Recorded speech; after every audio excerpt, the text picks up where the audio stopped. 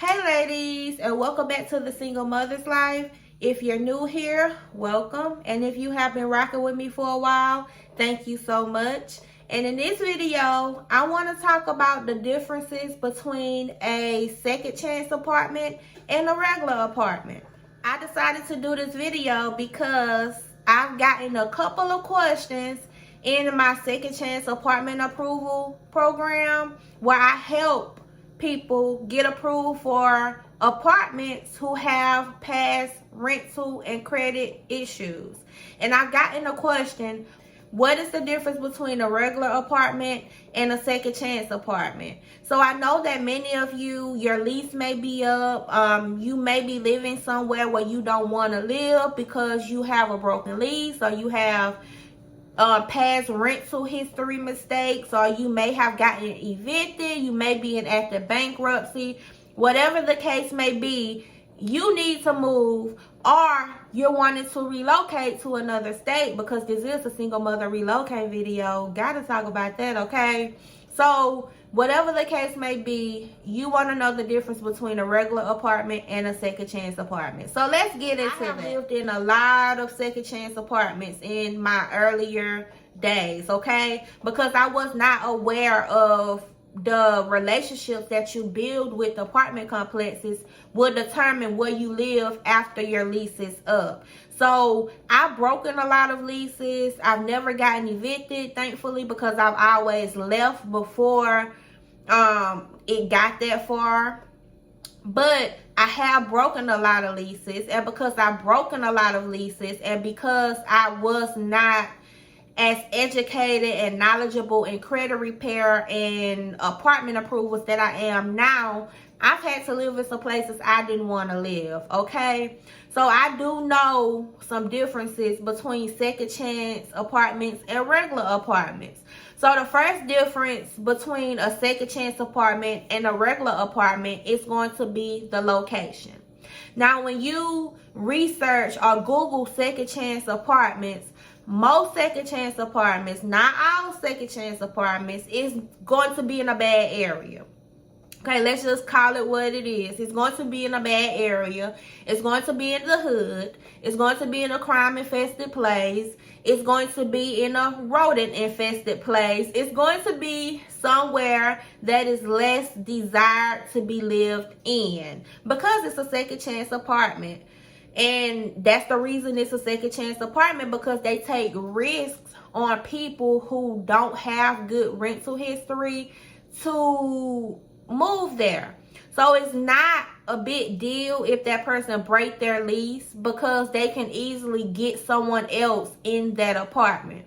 So when researching second chance apartments, you definitely want to make sure that you don't just jump, because I know that when you have credit and rental issues, sometimes it could cause you to be desperate because you need somewhere to stay, like yesterday.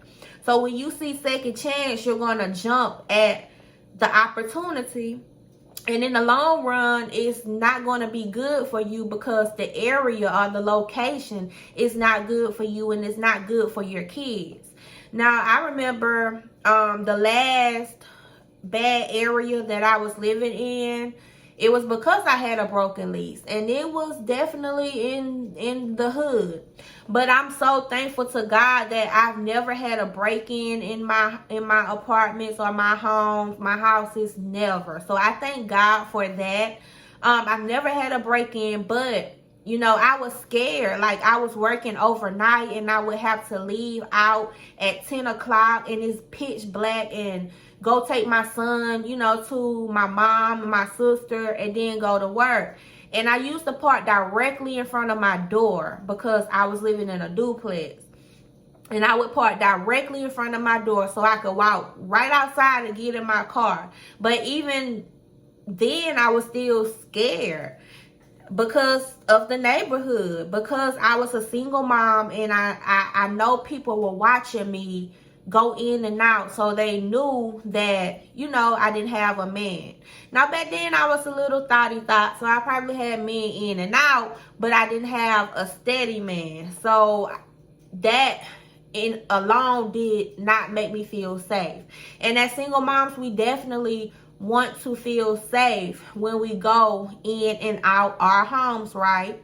So always be aware of the location. There are some second chance places that are not in bad locations, but you just have to do your research. The second difference is going to be the move-in cost. Now, most second chance apartments will require you to pay 1 month's rent as a deposit. Some may require you to pay 2 months rent as a deposit. In all the second chance apartments that I've lived in, I've always had to pay 1 month's rent as a deposit. And this is because they understand that you are a high risk for their house or for their apartment or wherever, their townhome, their duplex. They know that you are a high risk. So in order to cover themselves, they're going to require you to pay first and last month's rent. So if you skip out and you don't pay rent for a month, they're going to have your deposit to cover that month until they're able to get another tenant in there. That is how they cover themselves in the second chance apartments. Now, regular apartments will do this too if you don't have if you don't have perfect credit, or if they require a minimum credit score that you don't have. Then they may conditionally approve you, but you'll still have to pay that first month's rent in addition to 1 month's rent deposit. But the second chance apartments, you'll likely be paying more than if you were to get an apartment that is not for second chance. The third difference between second chance apartments and regular apartments is the people who live there. Now, a second chance apartment is just what it is. It gives you a second chance at finding a new place to live. So when they're not just giving second chances to people who, have broken a lease or people who have evictions. Some apartment complexes also give second chances to felons and misdemeanors. And when I say felons and misdemeanors things, I'm not talking about petty things like DUI or other petty things that you can get a misdemeanor or felon from. I'm talking about people who went to jail for drugs, and people who may be sexual predators, or people who probably have stolen. So imagine living around those type of people and they have not changed, if that makes sense. I'm not judging anyone. I know that people can change. Everybody deserves a second chance. God gives us second, third, fourth, fifth chances. But you have to think about, do you really know or want to live around the type of people that they offer second chances to? Because we have little kids. Most of us have young daughters. Most of us have young sons. So I don't know about you, but I don't want to live next to a sexual predator. And true, in regular apartments, you could be living next to those people too, because they may have gotten someone to get the apartment for them. You never know. But in second chance apartments, you never know what you're getting yourself into. I know in one of my second chance apartments, like I said, there were all types of people around me, and I know that there were drug selling going around because I used to see it with my own eyes. The SWAT team actually had to come and pick up a neighbor because I guess they had been watching them or someone told on them. I don't know what the case may be. All I know is I got home one day and there were unmarked cars everywhere, police walking around with SWAT vests on, and they got a couple of people handcuffed on the car. So I automatically knew that it was drugs. And I don't want my son growing up around those type of things.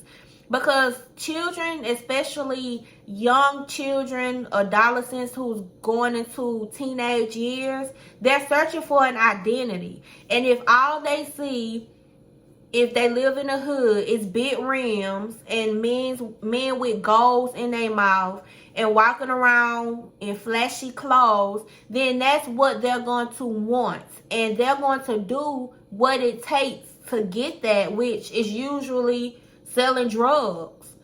So I don't want my son around that. So just be mindful. Just do your research, you know, before you apply. Spend some time around the area, drive around the area in the daytime, in the nighttime, during all times of the day, and scope it out. Just do your research and use your best judgment. The fourth difference between a regular apartment and a second chance apartment is the upkeep of the property. And some second chance apartments, they do have good upkeep. But I know a lot of second chance apartments, they have not been kept well. They're breaking down, you know, there's trash around all the time. Most of them have rats and roach problems. There's just all types of problems that nobody don't want to live with, you know. So again, do your research and do a tour if you can. Turn on the water, because some apartments, it'd be something that you would not be able to tell if you did not check it until you moved in. So turn on the water. Make sure they don't have plumbing issues. Make sure that the water comes out all the way, you know, and there's not a water pressure issue. Flush the toilet. Make sure it flushes correctly and it doesn't overflow. You know, small things like that, the behind the scenes things that you would not know until it's too late, until after you've signed the lease. So do your due diligence. Even though you don't have as many options when you have broken lease and credit and evictions and things of that nature, bad rental history, you still don't want to be desperate. Do your due diligence, do your research, and if you can, take as much time as you can before you decide on a second chance apartment. So how do you find second chance apartments? Well, you can Google second chance apartments. You can call around and ask them if they accept broken leases. If so, be sure to ask them how much time should have passed between the broken lease and now, or the eviction, or the bankruptcy, or whatever your issue is. Be sure to ask those questions. Don't give your name. Don't give any of that. Just call and ask the questions that you need answers to. Now, if you have a broken lease, eviction, bad rental history, whatever the case may be, that happens because it's life. You know, we lose jobs. We have to move out because of a domestic violence issue. We have to move out because of maybe, you know, the maintenance people won't fit something that we need fixed. We have to move out because the location. There are different reasons why people have to break leases, or why people get evicted, or why people have bad rental history. And I believe that everybody do deserve a second chance. But you don't have to go to a second chance apartment.